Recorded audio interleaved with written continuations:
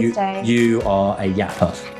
Yeah, yeah, professional yapper. A professional yapper. Yeah. And we talked to Chris about this earlier, about the, I imagine chiropractic to be a little bit like when you go to a bar or a PT, where you talk more than just about the problem. Yes, yeah. Tell us a little bit about that. I Tell us probably about say hairdresser. Okay, fine. Because I guess I'm a woman in that way. Yeah, a hairdresser rather than a barber. You never know. But I don't know, maybe, because it sometimes seems with barbers, you don't really talk, whereas Disagree. Really? Disagree, massively. Really? Okay, Yeah. see, all the guys I've chatted to that have been barbers have been like, don't really chat to my barber. Fair enough. Okay, but I'm a yapper. I'm a yapper, yeah. So it's a nice way of just chatting to patients about not just the pain, because they might come in looking like expecting a certain thing, thinking their pain is a certain thing, but then you might actually notice, and from chatting and getting to know them, that it might be something completely different. Or sometimes you get those patients that come in and bless them, they are not in a good way, they're quite angry, frustrated, and you find out that actually they're just not a bad person. What's going on in their life is just really bad. So it's quite nice, it makes people feel a bit more human. I would imagine rapport building is huge for your role. Yeah. Tell us a little bit about your experience. You know, have you always been this confident? You know, you call yourself a yapper. How has that developed over time? So going out of uni, I think the first phrase everyone says is fake it till you make it. So it's literally what I did, is literally just fake it. I think at the end of the day, I thought like patients wanted something from me and I had to be like a people pleaser, but actually they just want someone who cares about them.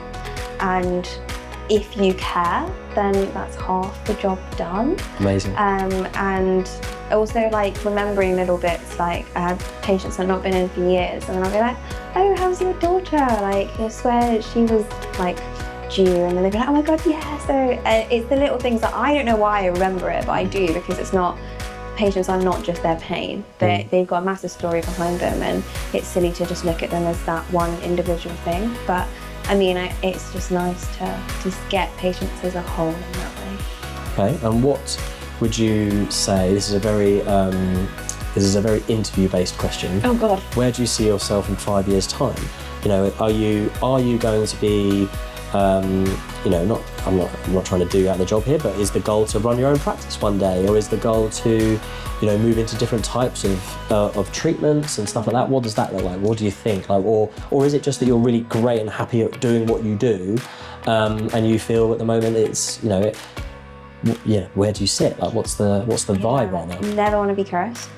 I never want to be Chris. In terms of what, admin? No, as in like a business owner. I just don't think that's me. It seems really stressful.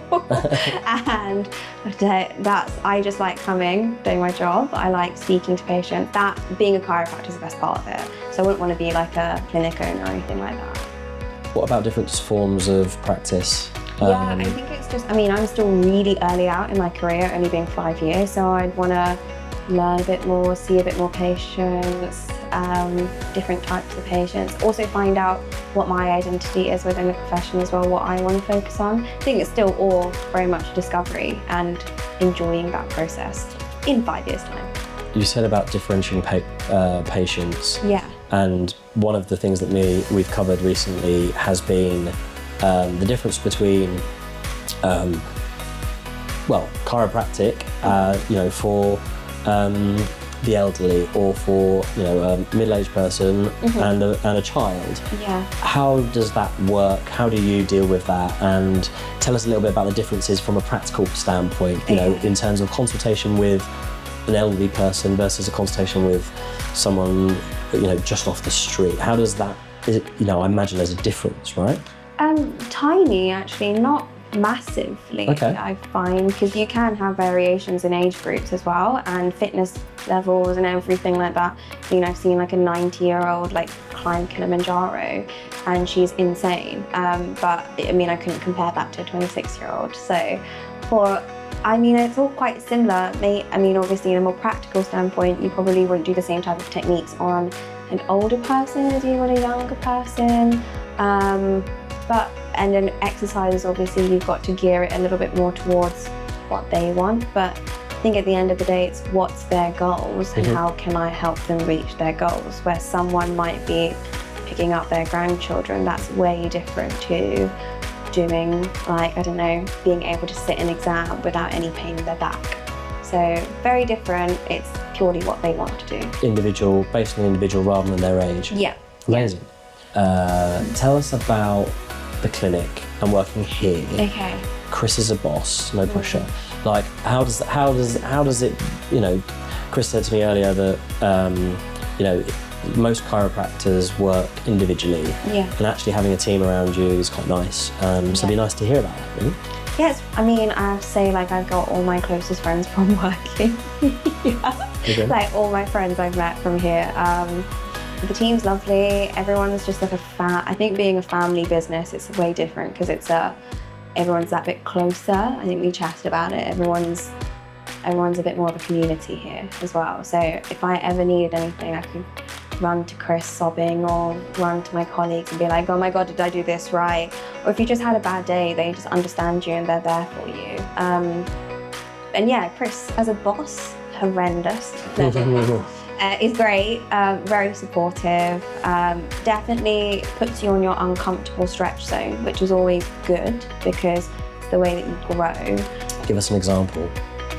Oh, every day. No, I mean, we have, I think for the one that comes to mind is we had our recent DC workshops where basically as chiropractors, we all meet up and like go through training all together and see if there's anything that we can learn from each other. And Chris always does this rough hot scene where it's like we perform a report of findings, but we're doing it in front of every other chiropractor there. Okay. And you're there and then we all give them feedback, especially in Chris's like video, you're writing down what you're doing. Amazing. Which is great. Push under the pressure a little bit. Yeah, I think it's good. I joke and I say it's horrendous, but actually I found it really useful because you get to see how other people do it. It's a nice way of being put under pressure in a safe environment, although at the time you don't see it like that. And you get some really constructive feedback, not just from Chris, but all the other chiros as well. And you learn some really interesting techniques. And also there are ways that you can, Chris is obviously does communication. So you gain another understanding of how to communicate things better for patients.